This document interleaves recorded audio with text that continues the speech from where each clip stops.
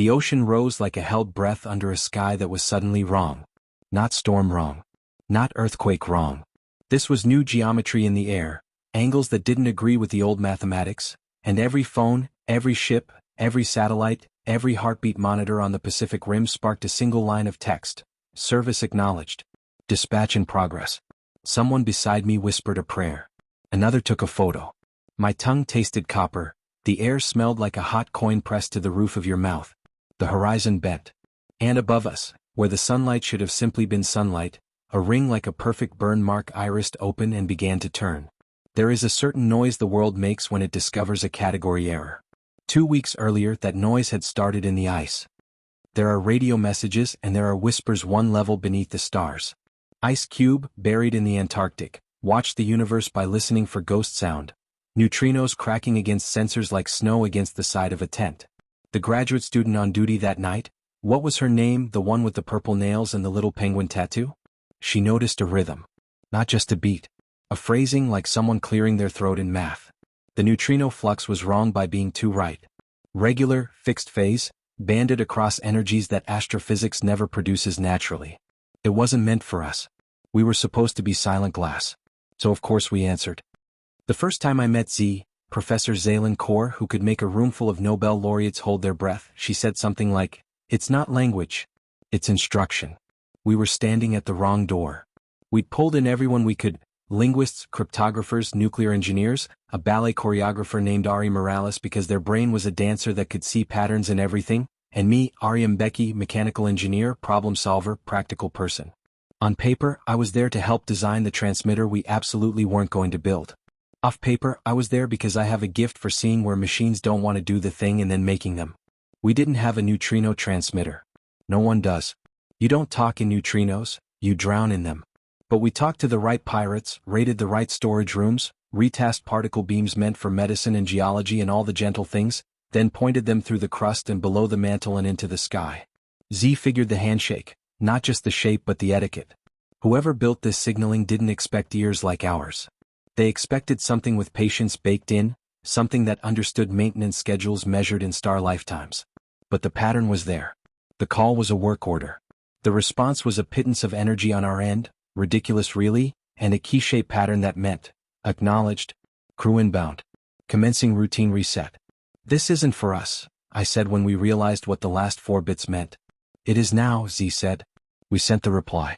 37 minutes later, every neutrino detector on the planet began to hum like a throat tuned for song. If you're watching this, you know what came next. The ring. The ocean exhaled. The night sky changed texture. The stellar service craft, the size of mountains, unrolled out of nowhere like a magician's ribbon. But knowing all that now won't help you feel what we felt then. The disbelief like static in your fingers, the hum of a world outraged and thrilled at being noticed by something that wasn't supposed to notice us. They did not bother introducing themselves. Things that old don't tell you their names until you've earned the right to use them. Object Perihelion 1, our name, fell into a high Earth orbit on a curve so neat the orbital mechanics kids cried. It was a spindle with too many ends, wrapped in veins that changed when you didn't look directly at them. We tried radio. We tried laser. We tried math. It answered none of those. But when Ice Cube sent, welcome. Site available. Begin Sun Aegis reset. The spindle turned one vein toward the sun.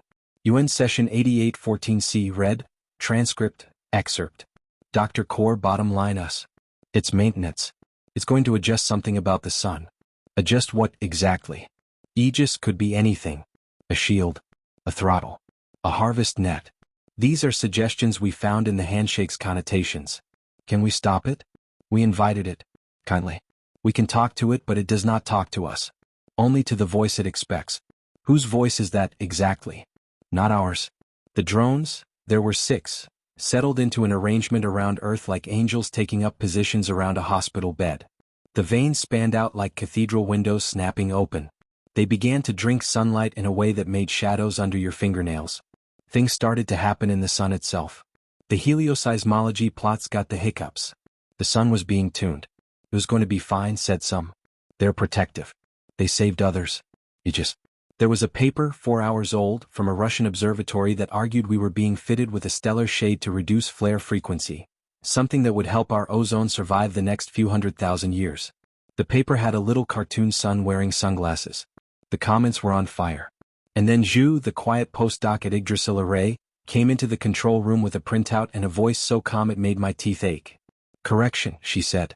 "They are not installing a shade. They are setting our star to gate mode. Gate mode. Not a myth after that. Not a speculation. The star would be turned, gently, meaning only at scales that made a planet a rounding error, into a gate node, a crossroads for something else's highways. Sometimes this has meant glory. Sometimes it has meant getting your habitat spun into a whisper-thin ribbon to make way for traffic. We had called customer service on an interstate to gods. The UN went red inside. The phones went white-hot. Someone asked whether we could politely rescind the work order. Others said we should hide. We were a granule on the great machine and you don't put a stop work order on God's lathe. Z looked at me. "I want to talk to it," she said. "Properly." "You plan to ask their router for a supervisor?" I said. "Yes," she said, and smiled in a way that always meant I would be doing something reckless in about 45 minutes. The thing about humans, we answer doors that weren't ours, break rules that were set long before anyone called us people, and when we can't hack our way in we get a crowbar. Object Perihelion 1 was not weaponized. If anything, we were the flies landing on a tiger's back while it groomed itself, and it didn't twitch because we were statistically insignificant on the scale of light. We had outdated fighter jets and a heavy-lift shuttle that shouldn't have flown again, but flew anyway because we built it that way. We had a crew willing to sign a waiver that said, "You will die for nothing and everything."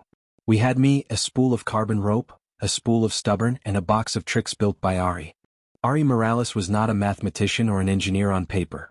They were a choreographer with a background in sound design, and they understood something about pattern and body and rhythm the rest of us missed.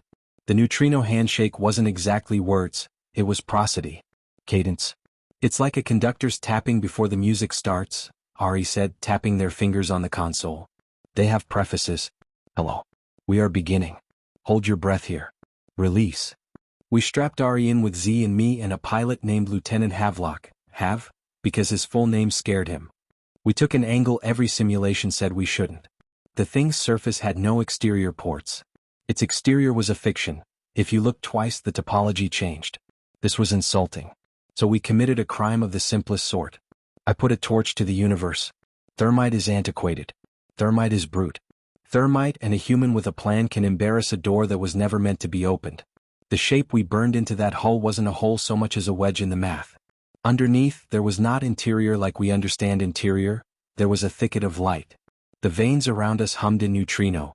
I flinched. You could feel the hum in your teeth. Inside we found a structure like a coral reef built out of black glass and morning. Facets that weren't facets. Rails that weren't rails.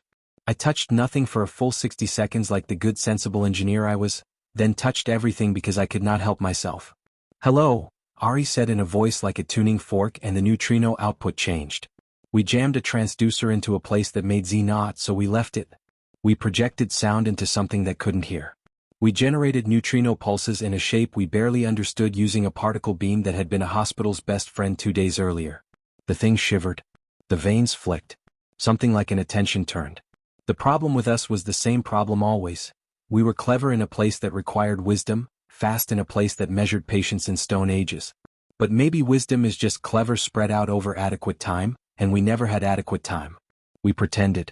Under Ari's hands, the neutrino handshake took shape as percussion. Everything in that device was prefaces and preludes. It had no expectation of improvisation. So we invented a bridging phrase. Stage manager override, Ari called it, and Z almost smiled. The device did not ask, "Who are you?" Because identities here were not persons but roles in the maintenance opera. We had no standing. But roles could be mimed. I felt the device's mind, machine, spirit, whatever, turn like a wind toward a new conductor at the edge of the orchestra pit. We sang. Resume with caution, Ari intoned. Tap tap. Tap. Tap tap tap. A chord that was not a chord. The device suggested a schedule in neutrinos and we threw it off beat by 1/13 of a beat, then again until its internal assumptions seeped and it had to ask the equivalent of a question. Clarify mission. There. It asked us something. I've hissed. Interpretation, Z said, eyes bright. It needs instructions for border conditions. Tell it we're living here, I said. Tell it we're fragile. Tell it we are a voice, Ari murmured and shaped the next segment with a hand raised like a conductor's. We composed. We told a story in pulses about atmosphere and magnetosphere, about the smallness that matters because it is local, about DNA and data and intention. This was not language, but the wide-mouthed universal of not breaking things that people need to breathe.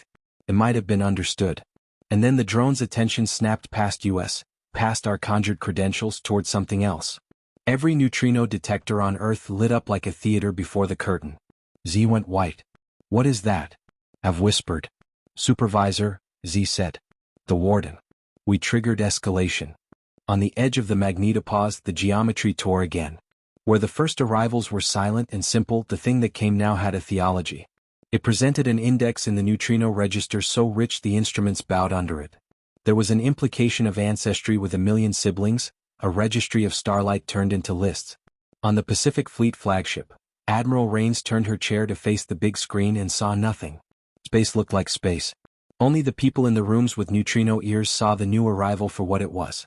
A librarian of suns carrying a ledger and an eraser. Do you think we stepped back then? You don't know us. We leaned further in.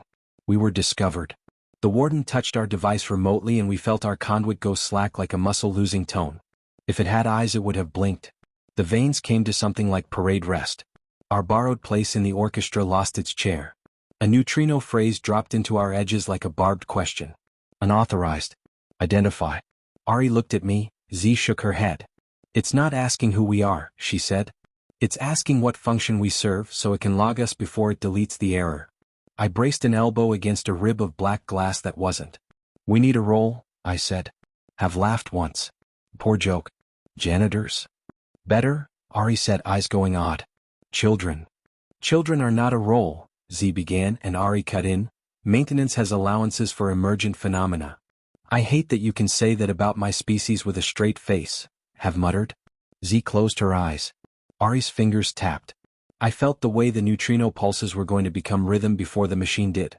And before we were completely locked out, we answered like monsters who had learned to write our names with crayons of lightning. We told a lie that wasn't a lie. We told the Warden we were emergent. Not in the insulting sense that everything emerges if you squint at it from far enough away. No. We told it we were a recognized special case, a substructure that had formed within the maintenance zone that had not been there when the last gate reset occurred, and thus required reclassification before any destructive operations. There were exceptions for coral reefs growing under the hulls of old ships, exceptions for rust that had become habitat, allowances for beauty accidents. We argued that we were an ecological artifact, a local maximum of long memory, a delicate occupancy of a safe pocket. We did this by tapping time into math. Ari escalated our cadence up and then down, every push correlated with a change in the Earth's own neutrino output. Nuclear power plants ramping, deep Earth decays measured at odd frequencies someone in Prague once said couldn't be touched, and yet we had found how to tickle them. It wasn't that we were changing the planet's output much. It was that we could sync our voice to its labored whisper and then amplify the shape. Z made the case in the grammar of a million-year maintenance schedule. We had grown. We had artifacts. We were self-modifying and we could prove we knew what prove meant. The Warden's reply was precise like a knife laid down. Provisional. Evaluate. Good, Z said then swallowed. Or not good. It's sending an inspector. The veins around us slid with ceremony. The device we had burned our way into quivered, and a new piece unfolded inside, like a tongue, like a hand, like a jury bench. Lights we couldn't see turned on. A pressure of attention descended. We were no longer pests trespassing in a god's toolbox. We were being looked at. People think HFY means we always fight. Sometimes HFY means we get very quiet in the presence of something older than fire and tell it a joke so perfect it cannot help but laugh. This was not that time. I wish it was. We got busy. The inspector, call it that, arrived not with a ship but with a test. Imagine someone dropping a riddle onto your nervous system and asking you to answer it with your endocrine glands. It sent a pattern into the core of the Earth and measured how we pushed back. The world hummed like a held chord. Old stones creaked. Tides refused for a heartbeat to be tides. This was measurable. This was horrifying. We could not play cool. We could only play. We answered with everything we could make sing at once. Every particle accelerator, every fusion experiment, every submarine's reactor that would listen, every magic trick we had for tickling the near vacuum into a whisper. We told the inspector, yes, we grew. Yes, we think with more than salt. Yes, we have a notion of tomorrow. And we told it the only joke that mattered. We answered a call not meant for us and look, no one else did. New basis of claim, stewardship, Z said, voice flat with terror. We cannot be just tolerated. We must be included. Or we'll be scraped, have said softly. There are always two classes of species in a maintenance document, Ari said. Authorized and debris. We need a new checkbox. So we proposed one. We presented a concept that was probably heresy within their system. Petition for emergent co-signature. We argued that our continued presence would not only not interfere with gate mode operations, but would improve them by introducing new bounds on risk. We argued that our observation and advocacy could save other accidents they might miss. We used the word we to encompass them. We dared claim we could help. The inspector's neutrino tone changed key. Our device flared, and for a moment I saw something impossible, an edge of the warden that looked like sorrow glancing off pride. Maybe that was a human trick of the light I wanted. Maybe not. Regardless, it issued a new test. Co-maintainer requires demonstration of repair. Repair what? Nothing was broken that we could see. That was the point. The test was not going to be a bolt we could screw back in. The test would be a thing we did not understand because understanding is the work we were being asked to sign on for. Time, have said. How much do we have? In neutrino math? Ages. In human math? Hours. UN Crisis Log Side Note. Operation Firewatch authorized. Simultaneous coordination of all worldwide metrology institutions to baseline everything down to the micro, seismic noise, oceanic current jitter, auroral breathing, so we would have a chance to notice when the inspector broke something. Because oh yes, that was the shape of it, the inspector would hurt the world a little and ask us to fix it politely. If we could not fix it, it would chalk us in the ledger as regret with a small r. We discovered the wound because a school of silverfish off the coast of Peru tried to swim in a direction the ocean did not have. There was 4 minutes and 16 seconds, a superposition in the Humboldt current. The water remembered two futures as if choosing between them. It was a gate operator's trick, one you'd use to keep flow stable during a star shake. But it ripped memory into the sea and the fish panicked and the air above the water tasted like salt and old lightning. We felt it like a toothache in the core. There, I breathed. We did not have the physics for this. But I had a spanner, Ari had rhythm, and Z could make the numbers cry for their mothers if she wanted. We retasked weather satellites as spies to watch the seas thinking. We called old friends who ran undersea cable. We borrowed sensors from a billionaire who wanted to build a colony in orbit and convinced him this would protect his future more. We used the neutrino device itself, risking exposure, to whisper to the gate geometry with a suggestion. The flow here matters. The fish matter. This shape is a lattice for lungs. We wrote the repair as choreography. Ari drew arcs in the air with hands the inspector could not see and the sea slowly followed, not because it listened to their fingers but because the numbers were sweetened to a cadence that meant ease. We used every trick we'd learned from watching how the drones moved. Never push against the world's inertia directly, nudge the boundary conditions, make the least expensive path the one you desire. In 4 minutes and 15 seconds the sea was chewing back onto one timeline, and in the last second it doubled down onto not dying. The fish swam on. Z exhaled. The inspector waited. Neutrino channels across the earth grayed out. The warden reduced its presence by a factor you could feel in your shoulder blades. It considered us not with its blade but with its ledger. Provisional. Standing under review. Relay to sector. What does that mean? I've asked. It means the person with the real pen is on their way, Z said. We bought time. And invited someone bigger to the party, I said. Ari was touching the black glass with both hands now like a dancer learning the floor. We need an identity, they murmured. Not just a role. A name we give them that they can use. It's not enough to be emergency children. We need to be something else. What? I asked, already afraid of the answer. Caretakers, Ari said. Gatekeepers. Be the people on the bridge handing out breath masks. They know those. They respect those. You're asking us to become part of the machine, have said. We already are, Z whispered. Can I tell you a secret? I was not brave. If bravery is the absence of fear, I failed. You can hear it in my voice in the recordings. My hands shook so much I jammed 3 bolts and stripped one. But fear is a resource like any other if you spend it carefully. We spent it by making a plan we should not have been able to plan that fast. We would steal the route. Forget stealing a ship. Forget guns. The route was a function, a little bit of formal authority wrapped around a bundle of operations you could call if you were in the right place at the right time. Not the master key, that would be insult and fantasy. but a spare sign-off credential issued to a class of entity we could pretend to be, Local Lattice Advocate. Someone who protects life support while the larger process turns. There was one such advocate assigned to Earth. There had to be. This was not a system built by fools. It would be ancient, sleeping in the ring under Jupiter where the first drone curved. It had never had to wake for us before. Now it felt our request coming and reached for the switch. We had a narrow window before it decided the switch should never be reachable again. Ari and I built the wrong thing very fast. A friend made out of harmonics and nerve. A program to meet the advocate halfway and ask for the credential in a way that changed the system's map of what asking looks like. You cannot trick something that old by lying to it. You can change what category your request lands in by altering your shape while you request it.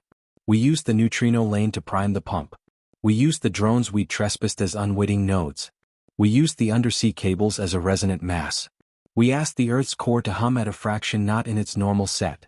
We did the kind of thing that, had we had to do it for more than an hour, would have broken the planet. But we did it for 42 seconds. The advocate woke.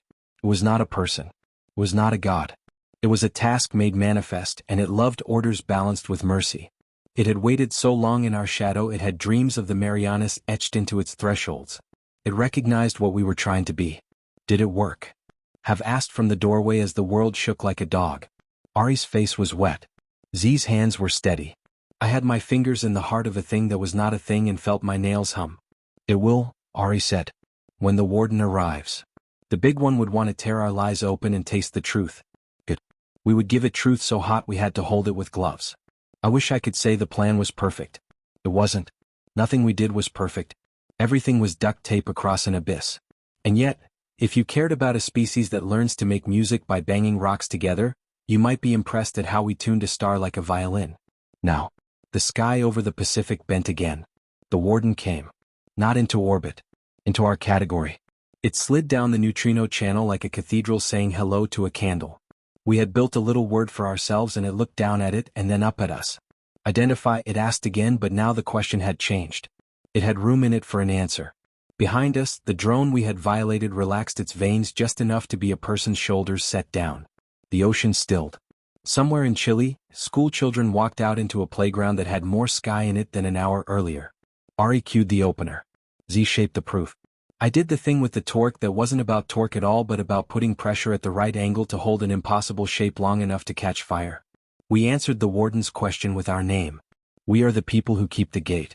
The Warden paused. Between breaths things broke. Not because of the Warden.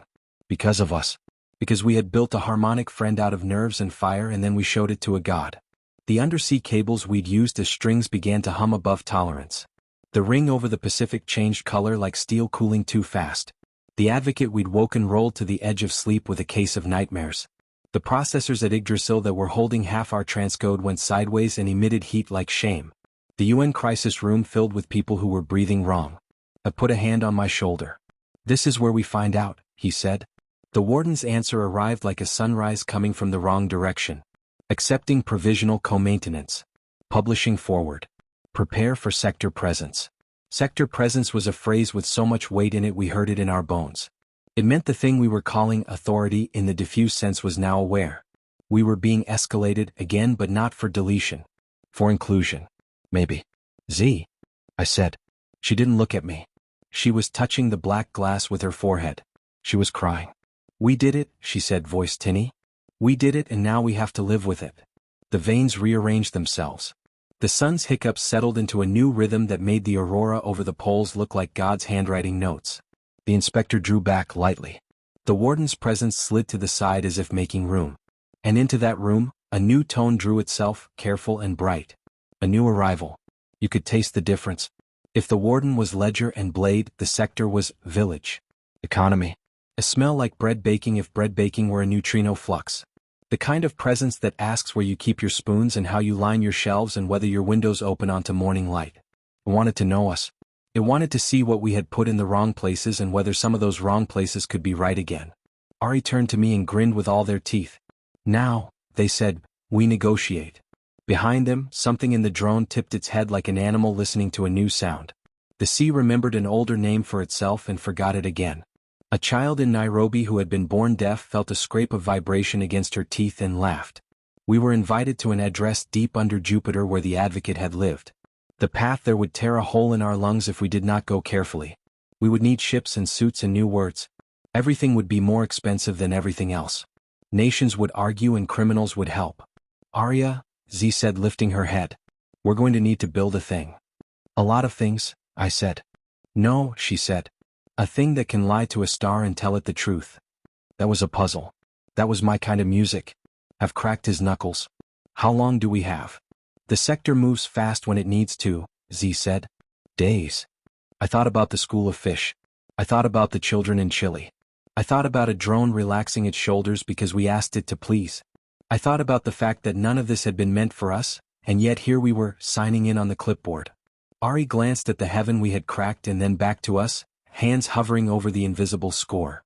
Places, they said, and somewhere far below our feet, the Earth began to count time in a new signature.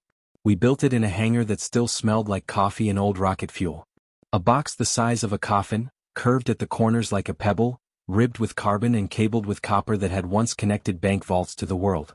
Inside, hospital particle beams retuned until they sang, a neutrino metronome with its teeth filed down to bite, a nest of sensors we stole from observatories who wrote us checks when they heard the word sector. Ari named it the parable engine. Because we're about to tell the star a story, they said. A lie that carries a truth, which is the only way anyone learns anything big. Have ran gloved fingers over the shell. We sure we want to lie to the thing that keeps our bones warm? We're not lying to the sun, Z said. We're lying to the maintenance processes around it. But we tell the truth about us. We took our thief's wedge back up to the service drone and laced the parable engine into its organs. It did not like us. One of its veins twitched as if it had a fly, but the Warden did not swat us away. Provisional co-maintenance hung around our heads like a wreath and a noose. The sector's invitation to the Jupiter way station arrived in neutrino calligraphy that would have made a mathematician weep and a poet quit. The Advocate napped there, our appointed local lattice advocate, the one who loved orders balanced with mercy. We needed the root credential minted. We needed to make our name a checkbox on their form forever, not a penciled note in the margin. We stole a ride. Have flew us to Jupiter on a vector that rocket equations insulted. The service drones were laying down rails you couldn't see, and we rode their wake like punks on the back of a freight train that didn't know what boys were. The big planet rolled under us like a pupil, storm eye watching. There, right where the faint ring just about brushed the magnetosphere, something impossible hung like a seam the world had missed sewing. The Advocate's cavity yawned open, not air, not vacuum, a volume with preference. It liked silence. It liked rules. We came in loud and ragged and it forgave us. Inside, the Advocate did not wake like a beast. It woke like a schedule. Sections unfolded into readiness. Interfaces presented like low tables in a house. A bell rang in a frequency that tasted like clean water. It looked at us with a pressure behind the forehead and waited. Z set the case on a table that was not a table. Petition for root credential, she said, voice steady. Local Lattice Advocate standard form with amendment. Co-maintenance, emergent. The Advocate tasted the packet, and the atmosphere gently forgot what impatience meant. A smell like bread baking came with the sector's attention threading through. Village. Economy. It asked kind questions. Where do you keep your spoons? Who watered you while we were gone? Do your windows open to morning? We need to lie well, Ari murmured, hand on the box. Or none of this will work. Define lie, I said, tightening a bolt that didn't need tightening. Tell a story with an ending so true the beginning forgives you. The root took time we did not have. Time we bought with the oldest currency. Risk. We echoed neutrino phrases into the sun until its alphane waves laughed at our presumption and still did what we asked. We pulled Earth's core a breath off its favorite hum. We tapped undersea cables again. Whales in the South Pacific surfaced, rolled, and sang a note that made the parable engine's lights turn the color of mango skin. You can't program whales. You can beg and sometimes the world will act like it was listening the whole time. The low song was perfect. Ari nodded without looking. Baseline, they said softly. Hold that for me. The Advocate's decision came as a handshake, folded neatly between two neutrino syllables. Root minted. Credential, Local Lattice Advocate, Co-maintainer, Terra. Authority scope, life support veto and path shaping. Severity broadcast. We were real. On paper. In the ledger. The sector's hello warmed. The Warden slid in alongside, ledger angled, blade sheathed. It did not apologize in words. It bowed by letting gravity feel lighter for a heartbeat. Then the bill arrived. "Dispatch in progress," said the neutrino bulletin that touched every detector and rattled 100 million teeth. "Corridor, required. Priority, Exodus. Time to arrival, minutes." The gate had been called. Not by us. Somewhere beyond our sun, a world had lit a flare of sorrow and every road for 1,000 light-years bent to help. They were coming because gates are for saving if you're lucky enough to be under one when the sky tears. "They're going to overshoot," Have whispered. His fingers tightened on the armrest until the plastic creaked. "Traffic like that with gate mode not fully tuned, Earth's magnetosphere will ring like a bell until it breaks." "Sector can throttle," Z said. "Not for us," I said, mouth dry. "Not without erasing the corridor. Not without killing whoever is inbound. This is the test." There was a sound like a song being crushed in a fist. The sun's helioseismology plots made a sound like a broken laugh. The first edge of the convoy brushed the outer threshold of our gate mode and bounced like a stone on water. Ari laid their palms flat on the parable engine and breathed into the bottom of their lungs. "Okay," they said. "Okay." "What?" I said, though I already knew. "Someone has to conduct," they said, eyes shining the way they did when they stepped onto a stage. "It doesn't listen like people. Listens like math. You can't pre-record this. You have to feel where it wants to shatter and sing there instead." "Not alone," I said. Ari smiled. "You built the floor. I dance on it." "Ari," Z began. She did not finish. She knew, with the same terrible certainty I did, the shape of the required sacrifice. Not death. Not exactly. A committing of self across a boundary that never gives you back in the same shape. "Have," Ari said. "If I get lost." "I pull you back," he said. "No," Ari said gently. "If I get lost, let me be where I land." They closed their eyes. We turned the parable engine to the sun and told the first lie. Emergent maintenance exception, emergency corridor compromised. That was false. The corridor was healthy, our world was not. The lie opened a bypass, a path inside the maintenance grammar that let us fold an extra wall into place without casual watchers squinting. Inside that fold, we told the truth. Earth holds lives that will break under the usual shear. Establish veto lattice authorized by co-maintainer Terra. Provide shelter. The Warden did not move to stop us. We braided path lines through the magnetosphere like threading a loom while the loom tried to change your name. Whale song rolled through the undersea cables, made the neutrino grammar feel thick, and we used that thickness like a handhold. The auroras went archaeology green.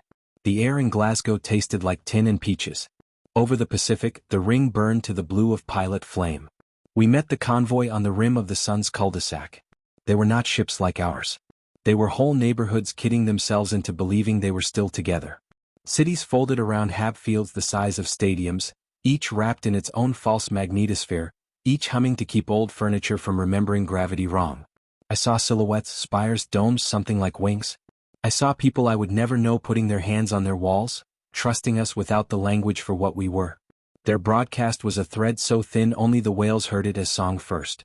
It carried one word, repeated in a spectrum we almost couldn't parse. "Please." "Ready," Ari whispered, and then became the beat. Their body did not move. The parable engine did. The neutrino cadence changed under their hands and kept changing, the way a drummer finds a groove in a room full of drunk strangers and convinces them to walk a pattern they've never known. Ari shaped a corridor that didn't exist the way a rumor becomes a street you can turn down. Where the traffic stress would have laid a knife-like shadow across our magnetosphere, they set a cushion of wrongness that was the right wrong. We lied to the gate about where the hard part was so the stress passed us like a storm that decides to rain on the ocean instead. From Earth, a billion cameras lifted. What they saw wasn't the truth. You can't see neutrinos. But the sky did something else for them. It gave them auroras that spoke in writing. The pole stood up and said hi in ribboned syllables. In Nairobi, the child who'd laughed at the universe's scrape put her hands on her teeth and heard a word in the vibration. "Welcome." The first city cleared our reef. The second wobbled like a drunk at a funeral. Ari caught it with a phrase I didn't know I knew and I realized I'd been singing along in my bones.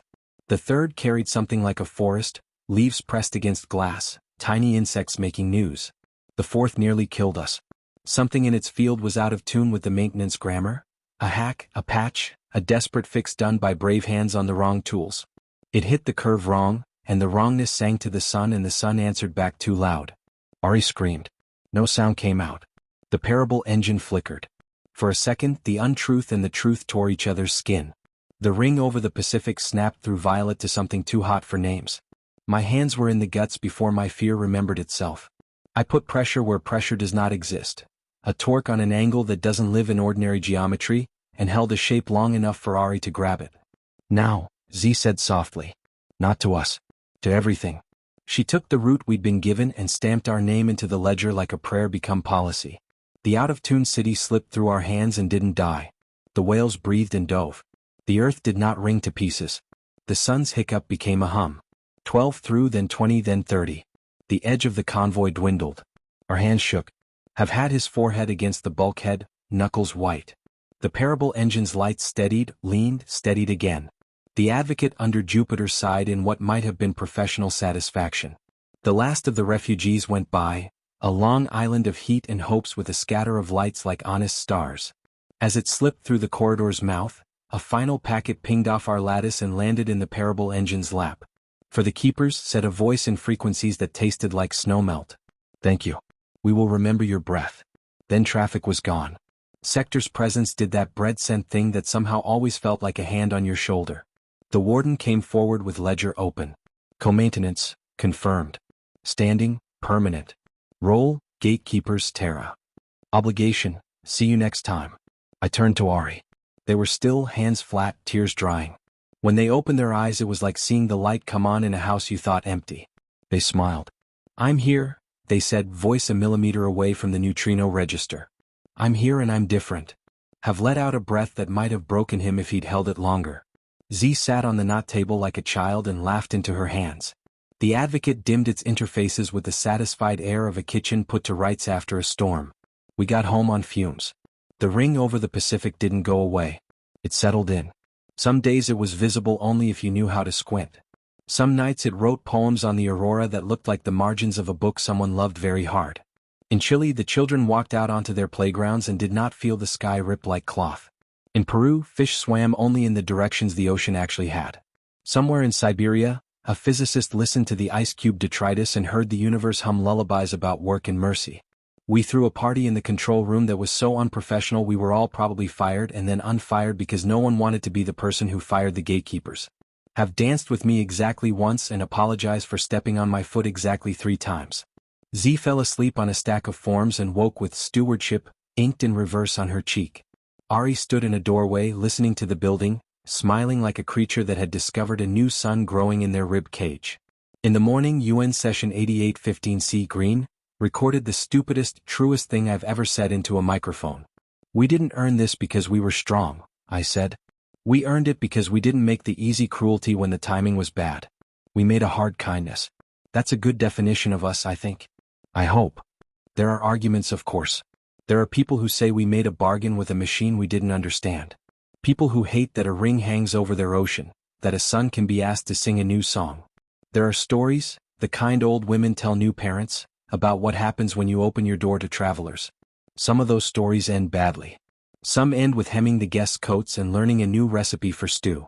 At night, sometimes, I go up onto the roof of a building that wasn't built to be a temple and listen to the parable engine purr to itself. If you press your teeth together gently and tilt your head the right way, you can taste the neutrino chatter at the back of your jaw. Ari comes up sometimes and taps a rhythm on the railing. The whales answer, though they are very far away, and sometimes, not often but sometimes, the ring over the Pacific brightens like someone turning on a porch light. Do I regret it? We opened a door that wasn't meant for us. We put our name on a ledger that had never known our alphabet. We made ourselves into a checkbox in a universe that argues about whether anything new should be allowed. And when the first travelers came we told them yes. We held the beat. We did not break. The signal wasn't for humans. It is now.